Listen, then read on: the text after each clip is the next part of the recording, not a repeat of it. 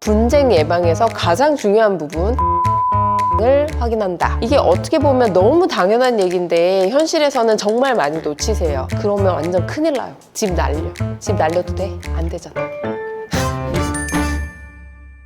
안녕하세요. 김메이의 법사건에 저는 메이 김희연 변호사입니다. 저희 사무실에서 하는 부동산 사건 중에서 상당수가 계약할 때 조금만 주의했더라면 막을 수 있는 사건이었는데 너무 아쉽다, 이런 경우가 많습니다. 그래서 오늘은 부동산 투자의 기초 중에 기초, 매매든 임대차든 부동산 계약을 하러 가실 때 주의하실 사항을 알려드리도록 하겠습니다. 제일 중요한 것은 한마디로 내 눈으로입니다. 내 눈으로.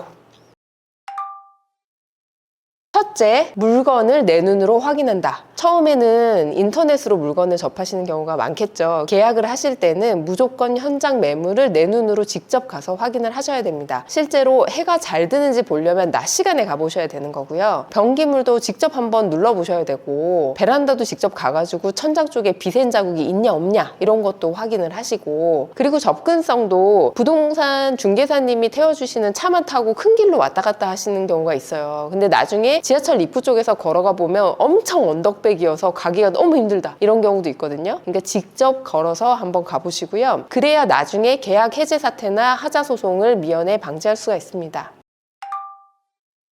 두 번째는 중개사 확인입니다. 부동산에 가보면 공인중개사도 있고 중개보조인도 있다는 거는 다들 아시죠? 중개보조인 분들도 명함을 달라고 하면 중개사님 명함을 주시는 경우가 많거든요. 명함을 받으시면 꼭 본인 맞으시냐 이렇게 물어보시기 바랍니다.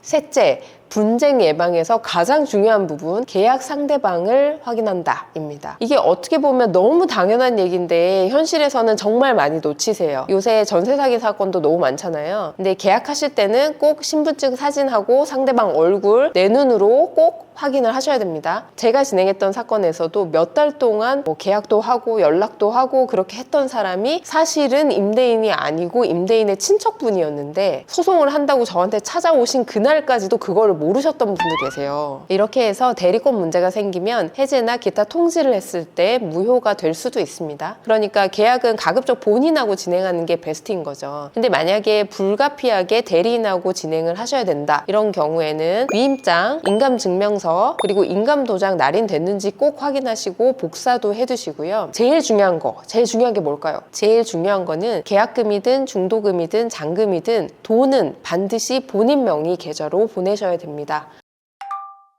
넷째, 등기부 확인입니다. 부동산 등기부를 보시면 갑구, 을구가 있죠. 갑구에 있는 소유자가 지금 내 눈앞에 있는 저 사람이 맞는지 확인을 하시고, 을구에는 근저당이나 임차권 등기 같은 제한사항이 있으면 잔금 전에 말소를 꼭 해달라고 하셔야 됩니다. 그리고 등기부는 보통 계약할 때만 떼보시는데 그게 아니라 중도금 때도 한 번 더 떼보시고 잔금 직전에도 또 떼보셔야 돼요. 그 짧은 사이에 장난을 치시는 분들이 있거든요. 꼭 떼보시고요. 등기부가 한 번 열람하는데 700원인데 그 정도 돈은 다 있잖아요, 솔직히. 그죠? 억대 부동산 거래를 하는데.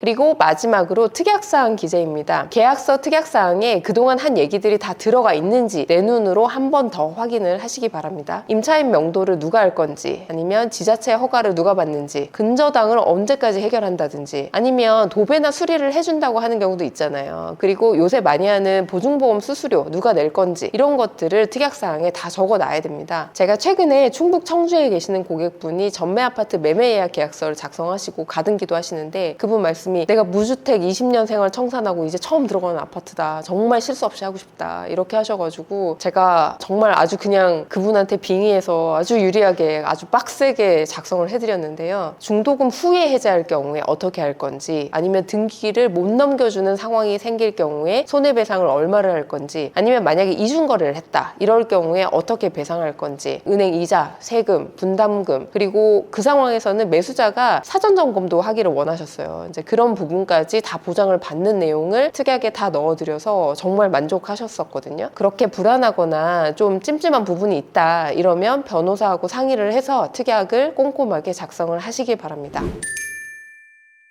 네, 오늘은 부동산 계약 시에 꼭 알아야 할 주의사항에 대해서 알아봤습니다. 질문을 댓글이나 이메일로 보내주시면 여러분들한테 도움이 될 만한 내용을 모았다가 답변을 드리도록 하겠습니다. 부동산에 가보면 공인중개사도 있고 부동산에 가보면 공인중개사도 있고 진짜 이상한데? 그리고 진짜 상대방 확인을 안 하고 계약한 사람이 있어요. 엄청 많지. 아까 그 사건도 임대인분이랑 나이도 비슷하고 둘 다 남자고 그러니까 그냥 본인이 그냥 물어보지도 않은 거야. 그러면 완전 큰일 나요. 집 날려. 집 날려도 돼? 안 되잖아.